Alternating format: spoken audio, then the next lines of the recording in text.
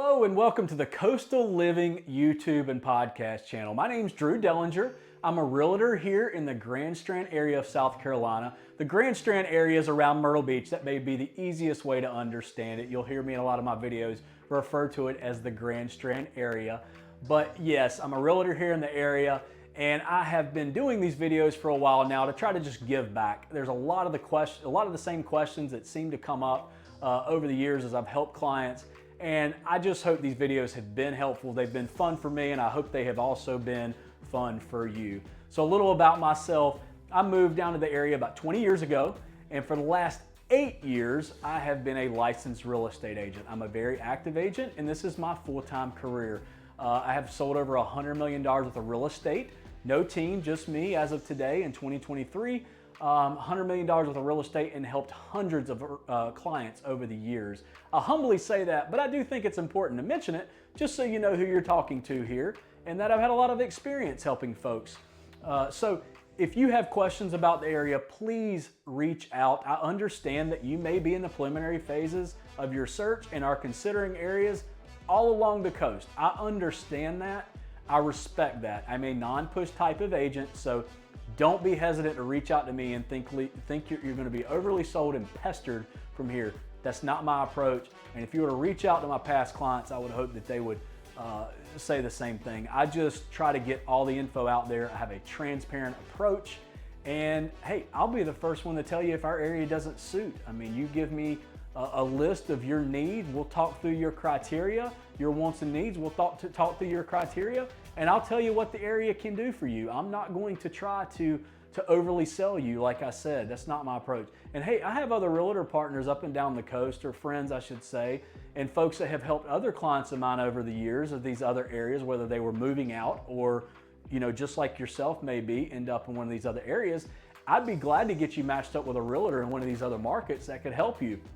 And again, if that's where you should land, if it's another area, great. Hey, I want you to be happy with wherever you end up settling at for your next relocation spot. So I want to throw up my contact info really quick so you'll have it and can reach out. Obviously, it'll be listed below, but please reach out if you'd like to talk through your situation and learn more about the area. And if these videos have been helpful to you, would you do me a favor and just maybe comment below, like, share, get it out there so other folks can have that same resource. I hope they've been helpful, and I do appreciate all the support. If you hit that subscribe button, you'll actually get a notification as my new videos go live. Maybe I'm discussing a topic that interests you or a community. If you'd like to get those notifications, please hit subscribe. It does help, and it does get these videos out there. So we're gonna go ahead and jump into today's topic and video now. And thank you so much. I look forward to helping you. This is going to be a fun video for me. We're getting to talk about one of my favorite communities here in Murrells Inlet, and that is Wachesaw Plantation. Now say that word 5 times fast. Wachesaw Plantation. If you've made your way from a YouTube channel to here to my website, or on YouTube here just watching the video, maybe you've seen this word and been confused about how it reads, but you learned something today. It's pronounced Wachesaw Plantation. So I'm going to try to cover Wachesaw, and this is going to be a tougher video to do so because there is so much rich history having to do with Wachesaw, but then just details, intricacies and details of the community itself. So I'm gonna try to keep it as brief as possible. I apologize if I do kind of jump around. I do know a lot about the community, but it's just a lot to try to cover. And I will say I won't cover it all, so please reach out to me when you have those additional questions. Hopefully this is just enough to kind of get you going in the right direction and maybe learn some basics. So let's start with what Wachesaw is and kind of how the story started. It's actually one of the older communities in Murrells Inlet, developed in the 1980s, where development you see now actually started. And yes, that's an old community for Murrells Inlet. Now, some of the other areas you may be relocating from, it is not, but that is an older community in Murrells Inlet. We'll get back to that in a minute as far as the ages of construction and things, but just trying to give you some general history. However, this land, which is actually about 740 acres, don't quote me on that, based on some just online tools I have to research, drawing a map around the area. It looks like about a 740 acre big plat of land. And this was an old plantation, an old rice plantation. And actually early settlers were on this land. Back in the 1700s is how far the history lesson goes back with this property. And actually we have evidence of that. We see in the clubhouse that Wachesaw has, you find some artifacts, and there's also some other grounds around the community that shows some of that rich history that dates back to the 1700s. Actually, Wachesaw is encompassed in a lot of the Murrells Inlet history. A lot of these words you see, Huntington Beach State Park, having to do with Brook Green Garden, the Flagg family, Blaine, all these old, these names that'll jump out to you in Murrells Inlet. Wachesaw has some deep-rooted history in regards to Murrells Inlet. So Wachesaw was started development, like I said, in the 1980s. It's a gated community, and it's situated around the Wachesaw Plantation Club, which is a private country club made up of a golf course and tennis and amenities. Get to that later again. But it's just kind of some general info. This is a gorgeous piece of property. I mean, it literally belongs in a Southern Living magazine, if you've ever heard of such. But it's literally postcard perfect. You drive through the gates past this old equestrian center, go down, and you'll go down towards the waterway to the back of the community and just see these huge oak trees that date back to hundreds of years old, draped in this beautiful Spanish moss. Just a lot of gorgeous foliage all throughout the community, and a lot of rich history. It's a fully custom home community, starting back in the 80s, but there are still even vacant pieces of land within Wachesaw that are privately owned. So therefore it shows you that just because it dated back to the 1980s doesn't mean all the houses were built in the 1980s. Many were, but there are various ages of construction in the community, but it is fully custom. It's not one of these track-built communities that are very common as you're looking at Murrells Inlet and quite possibly some of the other communities that you have considered as far as if they are newer in age. So that's just a brief overview. And now I want to jump into, let's start with property types. I'm going to try to cover this in maybe 5 different segments as I go through this info. Let's start with property types. So there are single family homes and condo type communities in Wachesaw. There's 3 single family home communities and 3 condo communities. To go through those really quickly, you have Carriage Run, which is where the smallest of the homes would be, because just based on the ARB rules and regs, the regulations of minimum square footages that could be built. It was actually, I think it's 1,500 in Carriage Run, so you'll have possibly some smaller homes there. Then you've got Hunter's Woods. That minimum square footage was 1,650, I believe it is. No, I'm sorry, 1,850. And then you jump up to Richmond Hill, which is typically some larger homes, actually larger acreages, more estate type properties. The minimum was 2,250 for heated square foot built. Now that doesn't mean that all the homes are going to be that smaller size. You'll have some massive homes in there, but that's just the different sections did vary in the minimums that could be built as far as those requirements go. Jump into condo communities, you have Governor's Landing, okay, that is along the waterway. This community is situated on the Intercoastal Waterway. So you've got direct waterway facing units in Governor's Landing, which by the way are the only you'll find along the entire South Strand area as far as condos go. And then you've got golf course facing units, golf course view units in Governor's Landing. Then moving to the next community, which is, then going to Oak Grove Cottages. Oak Grove Cottages is a community similar kind of as far as thinking about it aesthetically, like a type of construction, kind of like a duplex, because you only share one wall. You have a unit on each side, and those units are typically, you'll have single floor living and maybe possibly an upstairs, but single floor living. Nobody above you or nobody below you, I guess is what I mean by that.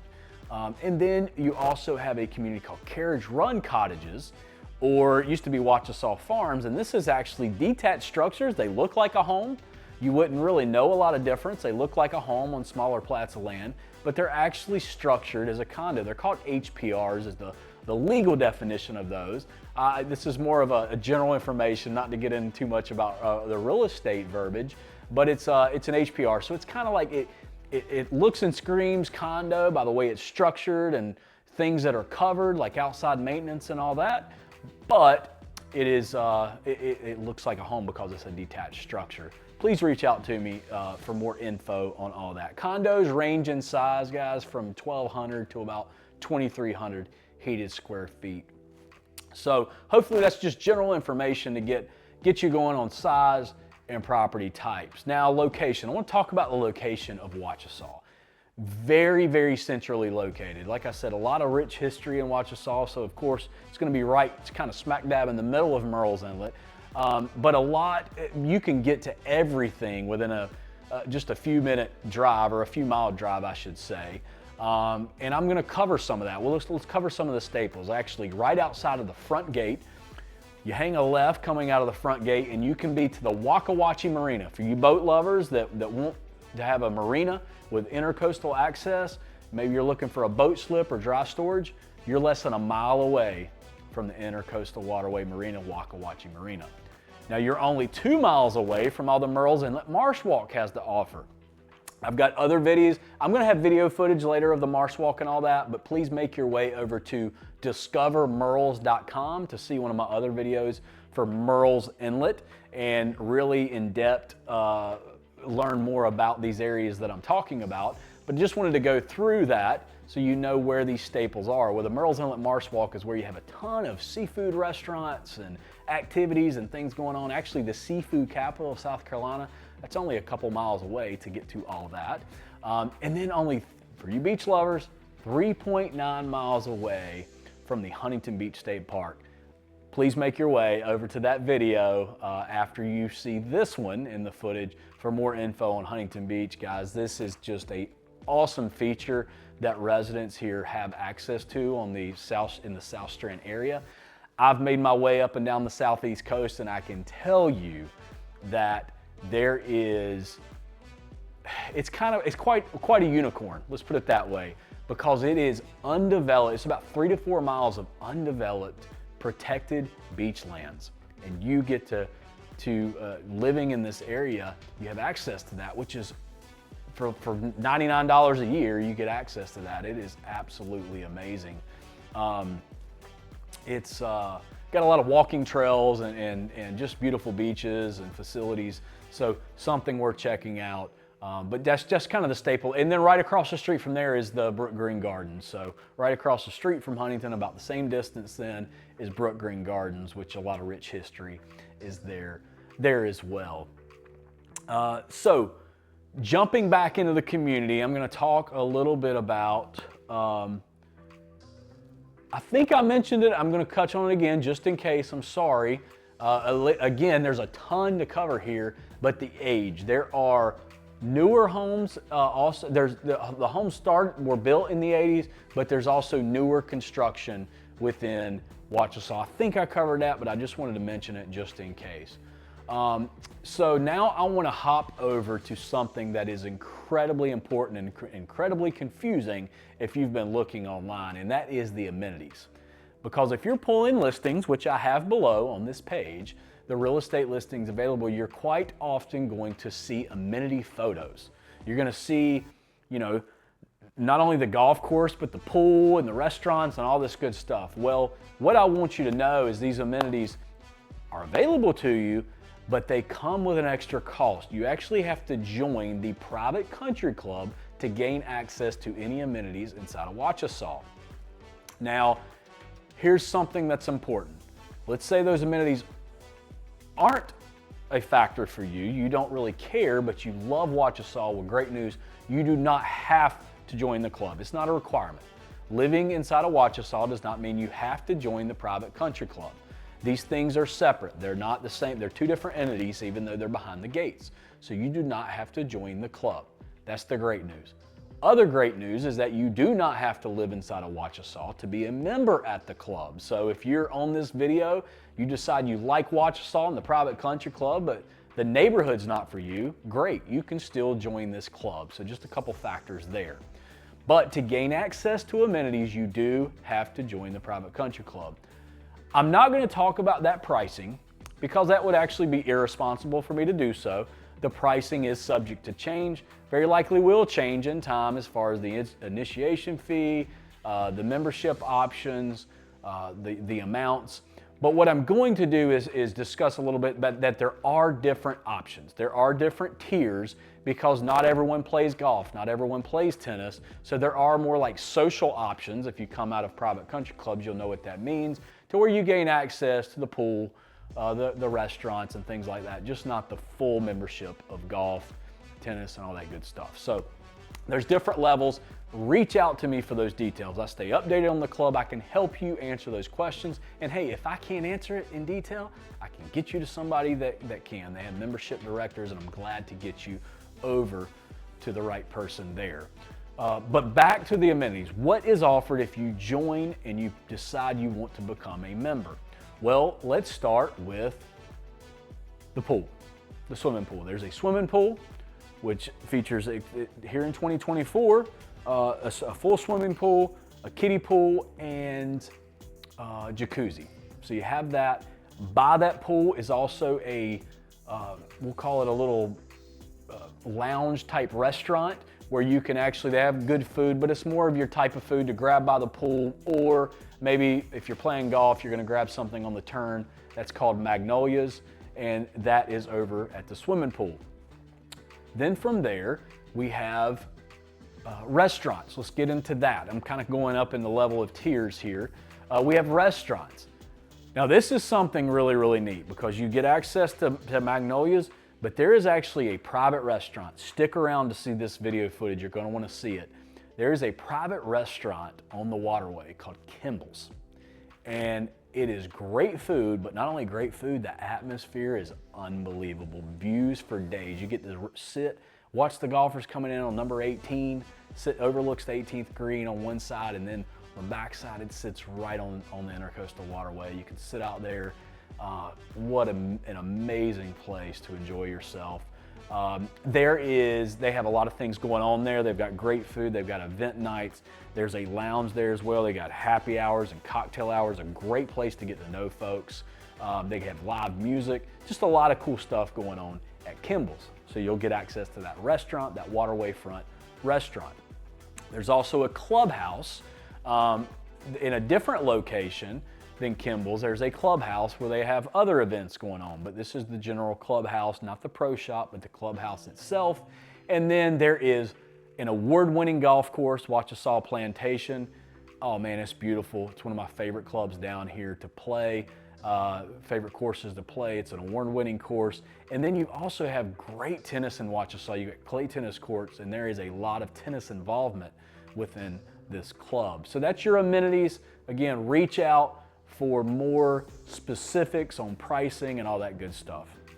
Now lastly, you know that from my past videos, if you've made your way or if this is your first one, let me share, I try to find a topic or something that you wouldn't know, a fun fact that you would not know. And for Wachesaw, it's actually pretty easy. And this is something you really won't find online, but I want you to know it. There's a lot of folks, you know, I've helped hundreds and hundreds throughout my career relocate here. And there's a lot of folks that say, I want to own a golf cart.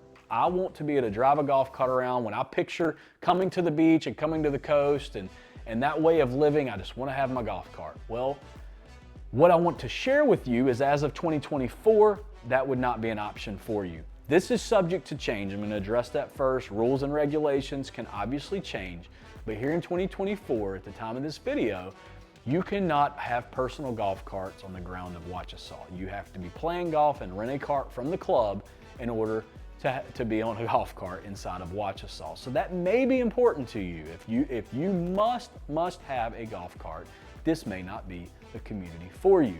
Now, I don't know what the future holds. I don't know if low-speed vehicles and all that. I don't know all the specifics, but I want you to know golf carts, personal golf carts, are not allowed. Helpful fact for you. Reach out for more details, at least at the time you're seeing this video, and we can bring you up to speed of where that is at that time. This is fun, guys, always is, telling you about the area. Wachesaw is a fun one. I would love to show you around. You will not be disappointed with your time coming into this community and just getting to experience the beauty and rich history it has to offer. So now I'm gonna jump into that footage. You've heard enough of me. I look forward to serving you. Please reach out to me with your further questions. Let's get to that footage now.